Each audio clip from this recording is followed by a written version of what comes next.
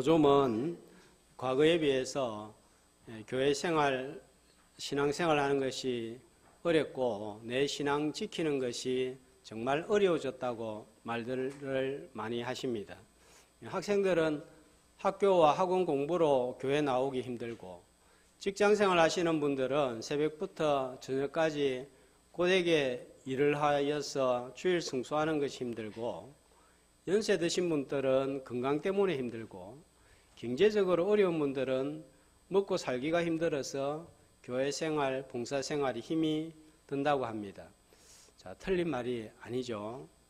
맞습니다. 이런 와중에서도 주일 성수하고 예배를 드리고 교회를 봉사하고 새벽을 깨우시는 분들 정말 대단하다, 잘한다, 박수를 쳐드리고 싶습니다. 자, 그런데 신앙생활, 교회생활 하는 것이 힘들지 않았던 때가 있었나요? 시대마다 상황과 형편은 다르지만 사실은 모든 시대와 상황이 신앙생활 잘 하는 것이 힘이 들었습니다. 세상이 교회와 성도들이 신앙생활을 잘 할 수 있도록 가만히 놓아두지 않기 때문입니다. 초대교회 성도들은 상황이 좋아서 예수를 잘 믿고 신앙을 지켰을까요? 전혀 그렇지 않습니다. 우리 시대와 비교해 보면 10배, 100배 상황이 좋지 않았지만 우리보다 10배, 100배 더 예수 잘 믿었습니다. 자, 어떻게 그럴 수 있었을까요? 베드로 당시의 상황을 살펴보면, 자, 1장 6절을 한번 보겠습니다. 자, 6절에 보면은, 자, 어떤 상황이 발생을 했죠? 너희가 시험을 만나는데, 몇 가지 시험요? 한두 가지가 아니에요. 여러 가지 시험으로 힘들고, 또 7절에 보니까 이 시험은 어떤 시험이냐 하면은, 어떤 시험이에요? 불시험이다 말이에요. 불시험. 이 불과 같은 어려운 시험을 맞이하였습니다. 자, 2장 18절 말씀을 보면은, 사한들아 범사의 두려움으로 주인들에게 순종하되 선하고 관용하는 자들에게만 아니라 또한 까다로운 자들에게도 그리하라. 자, 종살이 참 힘듭니다. 남의 아래에서 일하는 거 힘듭니다. 그런데 괴롭히는 상사가 있다면 정말 어려운 것이죠. 당시 로마에는 예수 믿는 사람들 중에는 노예가 많이 있었어요. 그런데 악한 주의 만나면 얼마나 힘들겠어요.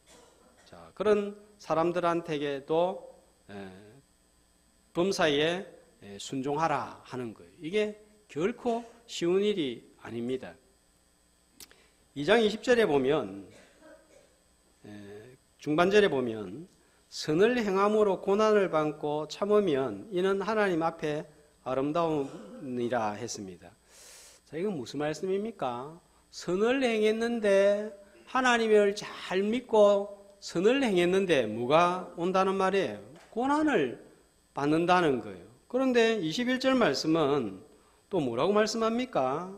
선을 행해서 고난받는 것을 위해서 우리가 어떻게 했다고요? 하나님이 우리를 불러주셨다 하는 것입니다. 하나님 잘 믿고 선을 행하면 복을 받을 것이라고 기대하고 예상했는데 잘 믿었더니 오히려 복이 아니라 고난을 받았습니다. 예수 잘 믿고 고난받는 것을 위해서 우리를 하나님이 부르셨다고 합니다. 교회에 나와서 문제가 풀리고 어려운 일들이 해결이 되고 몇 대째 예수를 믿고 나면 자손이 번성하고 좋은 학교에 가고 높은 자리에 올랐다고 생각하고 간증하는 분들의 입장에서는 이게 쉽게 받아들이기 어려운 말씀이죠. 우리가 바로 알아야 바로 믿습니다.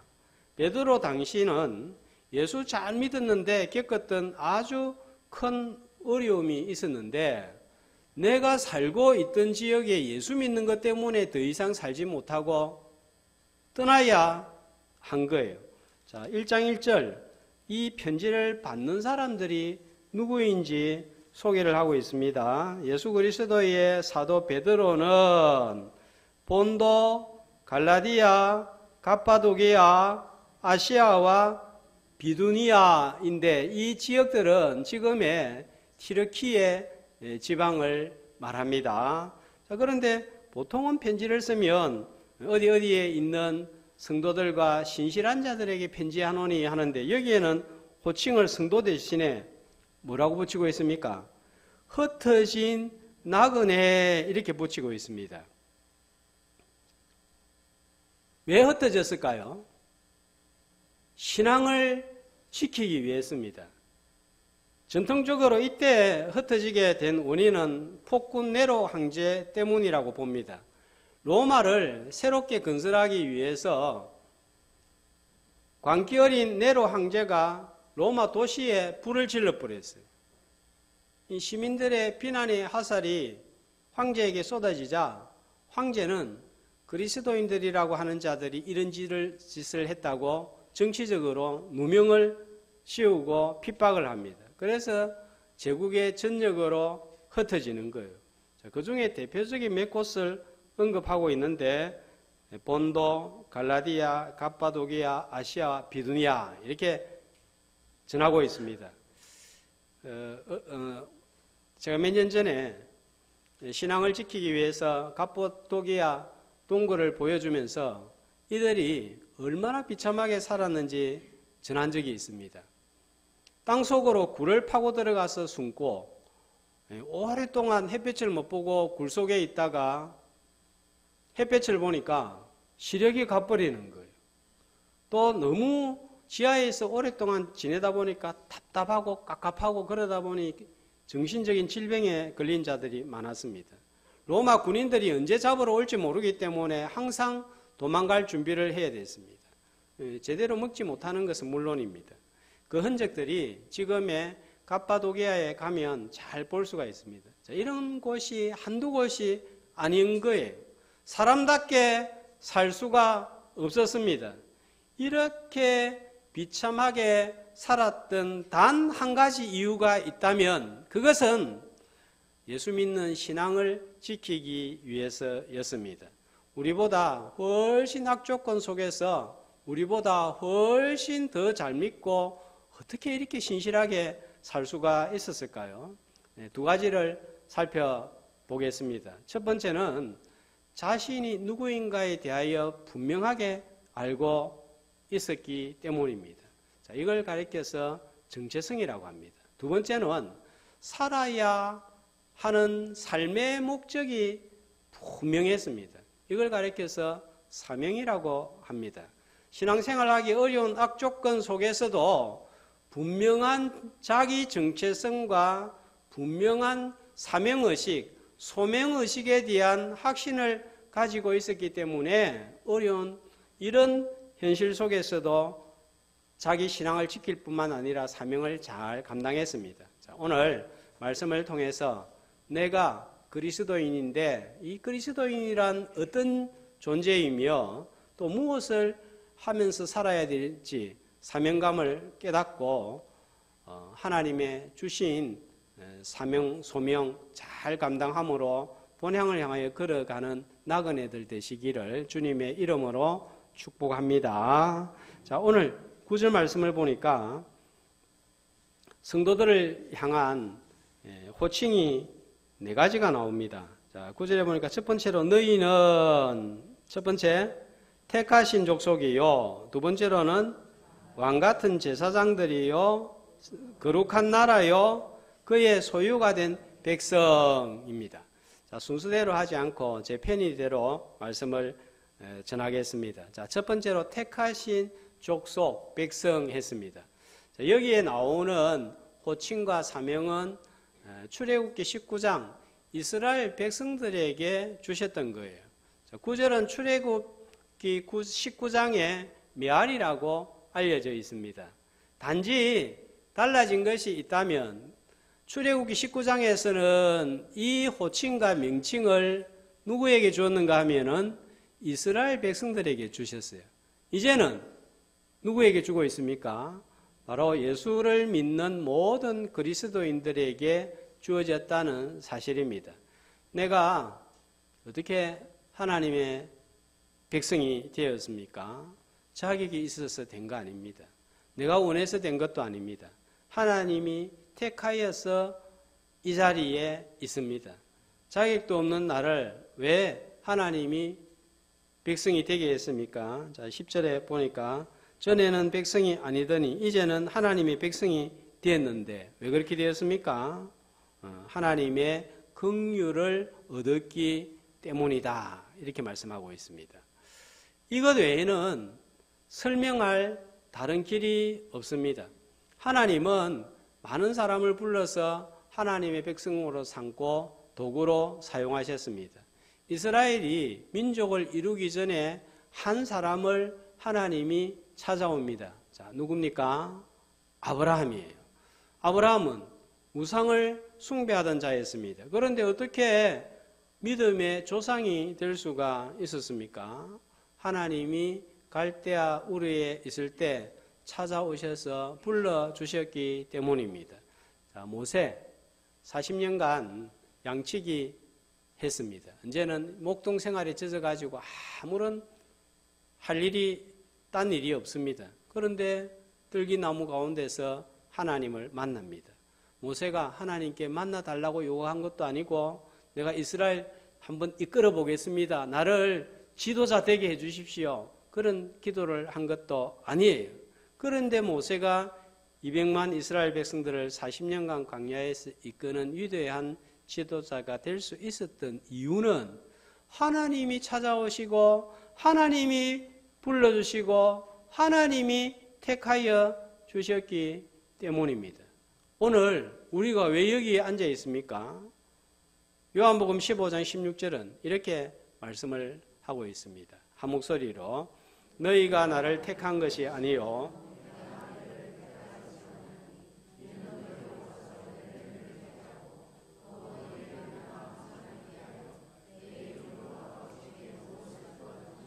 다 받게 하려 함이라. 자, 그러니까 우리가 착각하지 말아야 되는 거예요. 내가 예수 믿고 교회 생활하면서 봉사하고 선한 열매를 하나라도 맺은 것이 있습니까? 이는 내가 잘났으나 나의 수고나 노력이 아니라 오직 하나님의 선하심과 긍휼하심 때문인 줄로 믿습니다. 100년 동안 지내온 것도 주님의 긍휼 때문이고 오늘 장로님 기도하신 대로 홈카밍데이 꼭 교회 헌당식을 잘 마친 것도 오직 하나님의 긍휼하심 때문입니다. 이 은혜를 찬양하는 예배의 시간이 되시기를 간절히 축복합니다. 또 하나님의 긍휼이 임하심으로 말미암아 주님과 100년을 동행하는 은혜가 임하기를 소망합니다. 자, 그 다음은 택하심으로 그의 소유가 된 백성이라고 합니다. 자, 에베소서 1장 13절에서 그의 소유에 대해서는 한번 말씀을 전한 적이 있는데 같이 한번 읽어볼까요? 그 안에서 너희도 진리의 말씀 곧 너희의 구원의 복음을 듣고 그 안에서 또한 믿어 약속의 성령으로 인치심을 받았으니 하나님이 성도는 하나님의 소유다 딱 도장을 찍었는데 뭘로 찍은 거예요? 성령으로 딱 표를 한 거예요. 자, 세상의 도장은 시간 지나면 지워집니다. 찢어집니다. 그러나 우리의 마음에 성령으로 찍은 도장은 절대로 안 지워지는 거예요. 신비에 찍은 도장은 사라지지도 않습니다. 찢어지지도 않습니다. 얼마나 하나님이 우리를 애지중지하게 여기는가 하면 신명기 26장 18절 이렇게 말씀하고 있습니다. 같이 여호와께서도 내게 말씀하신 대로 오늘 너를 그의 보배로운 백성이 되게 하시고 그냥 백성이 아니고 어떤 백성이요? 보배로운 백성. 우리는 뭘 보배라고 생각합니까? 은과 금을 돈을 보배라고 생각하잖아요. 그죠? 그런데 하나님에게 있어서 보배는 은도 아니고 금도 아니고 누구란 말입니까? 자기 백성이란 말이에요. 왜냐하면 보배로운 것으로 우리를 샀기 때문입니다. 이 베드로전서 말씀을 가만 보면 유독 보배라는 말씀이 많이 나오는데 1장 19절에 보면은 예수님이 우리를 위해서 흘린 피를 뭐라고요? 1장 19절에 보면은 보배로운 피, 그래서 보혈 이렇게 하죠. 또 2장 4절에 보면은 예수님을 산돌이라고 하는데 어떤 돌요? 보배로운 산돌. 그 다음에 6절에 보면은 모퉁이 돌이라고 하는데 보배로운 모퉁이 돌. 또 7절에 보면 사람들은 버렸지만 너희에게는 보배가 되었다 하는 것입니다. 전부 예수님을 가리켜서 보배로 말씀하고 있습니다. 우리가 보배로운 소유가 된 것은 보배로운 피로 샀고 보배로운 돌로 우리와 교회를 지었기 때문입니다. 요즘 제가 가만 보니까 자녀보다 남편보다 없으면 안 되는 것이 다들 생긴 것 같아요. 뭐 없으면 못 삽니까? 뭐가 없으면 못 살아요? 남편이, 아내가, 자녀가 하루 없어도 이틀 어디를 떠나도 살만합니다. 그런데 스마트폰 없으면 어떻게 돼요? 요즘 한 3일 스마트폰 없이 살라고 하면 살 수 있습니까? 그런 사람 대단한 거예요. 제가 우간다에 갔다가 숙소에 스마트폰을 두고 밖에서 한 5시간, 6시간을 보냈어요. 그때 기분 아시죠? 막 무슨 일이 일어날 것 같고 중요한 연락이 올 것 같고 마음이 불안하고 뭐 괜히 이상하잖아요. 방에 들어와 가지고 스마트폰 확인해 보니까 어떤 연락이 와 있을까요? 1588-8700에서 마켓 할인 행사하니까 지금 바로 클릭하세요. 이겁니다. 얼마 할인해 주냐면 1,000원 할인해 줍니다. 그런데도 없으면 찾을 때까지 견디지를 못합니다. 하나님의 마음은 내가 스마트폰 잃어버렸을 때 찾는 것보다 훨씬 우리를 더 찾습니다.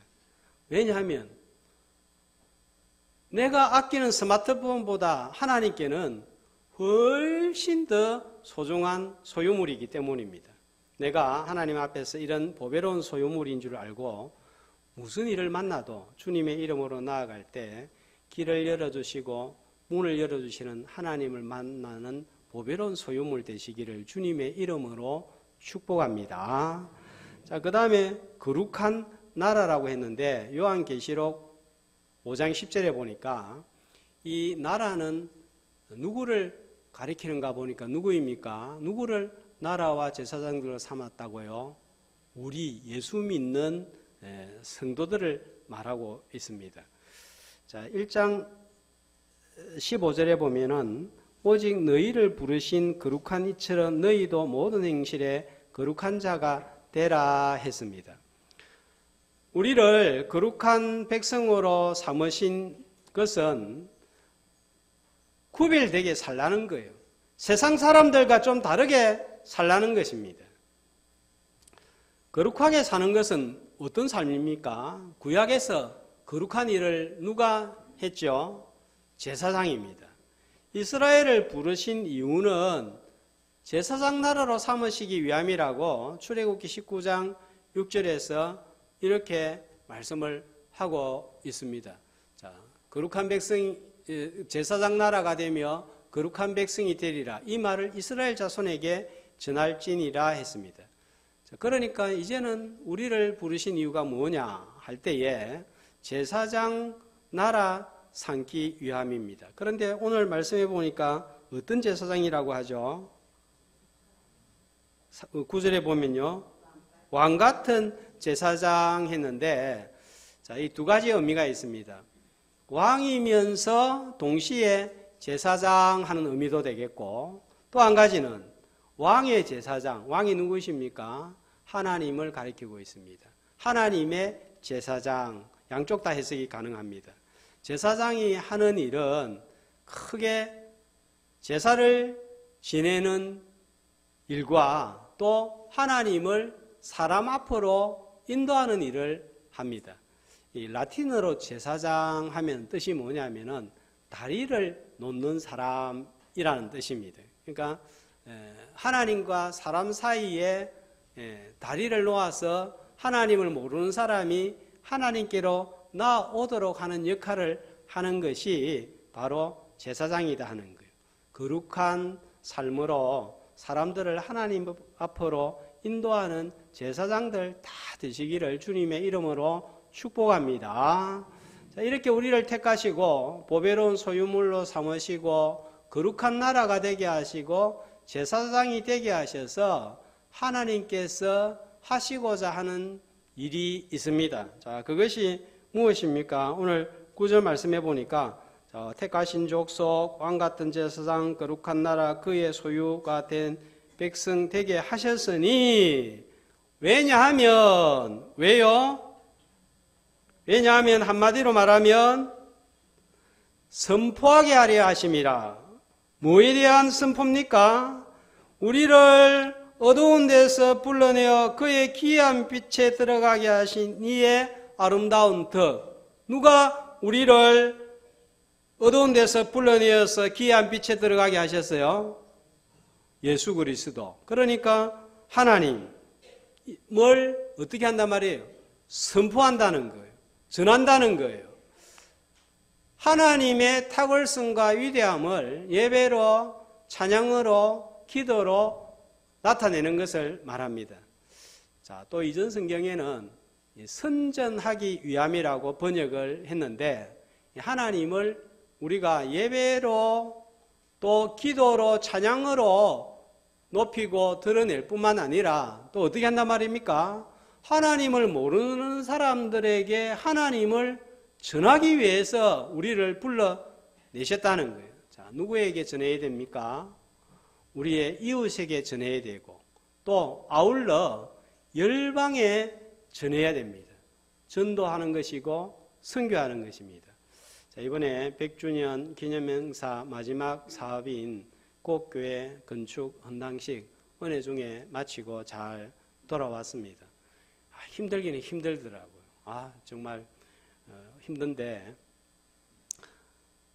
이번에 우간다 선교 현장을 두 번째 방문하면서 선교의 눈이 새롭게 또 많이 열리는 기회가 되었습니다. 제가 지금 이제 이 시점에 와서 이렇게 쭉 돌아다 보니까 목회자마다 또 교회마다 향하신 하나님의 뜻이 있는데 저는 쭉 지나온 환경과 과정을 살펴볼 때 호주의 한인사회 또 우간다의 선교지 현장 나이와 또 이런 모든 상황을 제가 지내왔던 상황을 고려해 볼 때 여기에 투자를 하고 또 선교를 하는 것이 하나님의 큰 뜻 가운데 하나다 하는 그런 생각을 가지게 됩니다. 그 교회를 건축한 다대 교회가 정말 대단하게 여겨지고 우리 교회에 대한 자부심이 또 느껴지는 헌당식이었습니다. 저만 이런 광경을 보고 감격한다는 것이 너무 아쉬워서 다음에는 다른 분들도 좀 가서 보고 오면 얼마나 좋겠나 하는 생각이 듭니다. 근데 좀 신경이 많이 써요. 멀기도 멀고 가기 전에 또 말라리아 안 걸리려고 하면 항일 주사 맞아야 되고 또 말라리아 약을 또 예방하기 위해서 먹어야 되고 혹시라도 걸리면은 또 좀 여러 가지 문제가 생기기도 하는데 그래도 한 번쯤 다녀와 보면 좋겠다 하는 생각이 듭니다. 마도치 교회는 방문만 하고 대표자들 만나고 선물만 전달해주고 오려고 그렇게 갔는데 가니까 주일처럼 모여가지고 2시간 행사하고 예배를 드리는 거예요. 자, 이 할 말이 너무 많은데 다른 건 딱 생략하고 정말 제가 놀랍고 감동을 받은 것이 있습니다. 자, 한 가지는 2018년 10월 28일에 헌당식을 마도치 교회에서 했는데 그 플랜카드를 앞에 이렇게 크게 붙였어요. 근데 이번에 가보니까 그거를 뒤쪽에다가 붙여놨어요. 저 사진을 한번 보여주시면은 저 뒤쪽에 저거예요. 좀 이제 5년이 지났으니까 너덜너덜 하잖아요. 그죠? 우리 같으면 어떻게 하겠어요? 목사님, 전 지저분한 거 새로 갈든지 버리든지 하지 뭘 저렇게 붙여놓습니까? 이렇게 하잖아요. 그죠? 그래서 제가 물어봤어요. 저거 너덜너덜한 거 저거 왜 붙여놨느냐 했더니 이 교회를 지어준 교회를 잊지 않기 위해서 저거 붙여놓고 기념한다는 거예요. 그래서 제가 이번에 한국 돌아가면 다른 거는 못해도 저거는 하나 새로 다른 방식으로 만들어 가지고 보내줘야 되겠다 하는 그런 마음이 들었습니다. 다음으로는 이분들이 우리 다대 교회를 위해서 기도할까 하는 의문이 평소에 제가 많이 들었어요. 그래서 이번에 어떻게 해서든지 이걸 한번 확인하고 싶었습니다. 그래서 물어볼 수도 없고 여기 있는데 마지막에 다 끝나고 난 다음에 마도치 교회 담임 목사가 저와 악수하면서 저를 손을 꼭 잡고 두 손으로 저 손을 꼭 잡으면서 이렇게 이야기하는 거예요. We will never forget you and your church built our church building. I am praying every day, night, here, here, here 이라더라고요. 무슨 말인지 모르죠. 저도 영어를 잘 못하는데 이거는 딱 귀에 들어오더라고요. 우리는 당신과 당신의 교회가 우리 교회 건물을 지어준 것을 결코 잊지 않고 있습니다. 그리고 나는 매일 밤 여기에서 바로 여기에서 기도하고 있습니다 하는 거예요. 그 순간 제가 얼마나 마음이 찡하든지 그렇구나 잊지 않고 있었구나. 정말 플랜카드 저 붙여놓은 게 그냥 붙여놓은 게 아니구나. 너무 감사하다. 마도치 교회와 우리 교회는 딴 교회가 아니라 같은 한 교회이구나 하는 것을 느꼈습니다. 그리고 저한테 감사 편지를 저렇게 전달을 해주었는데 우리 성도님들이 좀 볼 수 있도록 제가 조금 요약해서 영어를 번역을 중간에 해 두었습니다. 한번 읽어보시면 좋을 것 같아요. 그 다음에 꼭 교회 헌당식에 참석했는데 이전에 마도치 교회 헌당식과는 완전히 다른 분위기 속에서 진행이 되었습니다. 꼭 교회는 마도치 교회보다 세워진 지가 좀 늦었는데 이제 한 2년 정도 됐는데 80명 정도가 모이는 거예요. 영상을 통해서 보시겠지만 제가 거의 국빈급 대우로 참여하는 기분을 딱 느끼게 해주는데 우리가 생각하는 예배당 건축의 기쁨과는 비교할 수 없을 정도로 이들이 기뻐하는 거예요. 얼마나 이 헌당식이 큰 행사인지 이분들은 평생 300명이 헌금을 한 푼도 안 쓰고 30년을 모으면 예배당을 지을까 말까 그 정도 되는데 예배당이 지어졌어요. 제일 도시라고 하는 거 보면 나중에 알겠지만은 뭐 포장도 안 돼 있고 숲밖에 없어요. 도시라고 하는데 제일 큰 건물, 좋은 건물이 되는 거예요. 예배당이 지어지니까 그 주변의 교회들이 함께 참여하고 특송도 하고 잔치를 벌였는데 아마 좋게 500~600명은 참석을 한 것 같습니다. 예배당이 좁아서 들어가지 못하고 태반이 밖에서 기다렸습니다. 우리 교회와 성도들이 정말 큰 일을 했는데 김세현 선교사님이 한 70여 개의 교회를 지었는데 이제 제가 이번에 가서 보니까 질적으로 양육하는 말씀 훈련이 이 우간다에 필요한 거예요. 이 목회자들이 많이 있지만 신학을 잘 배우지 못하고 교인들도 찬양은 뜨겁게 하고 열정적으로 하는데 말씀에 좀 약한 것입니다.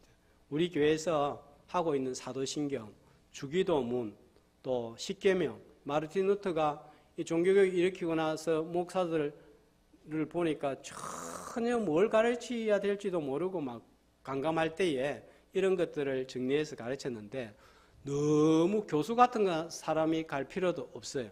딱 우리 교회에서 하는 이 정도의 수준을 그 지도자들에게 전하고 그 지도자들이 교회에 가서 딱 전하면은 되는 것이 같더라고요.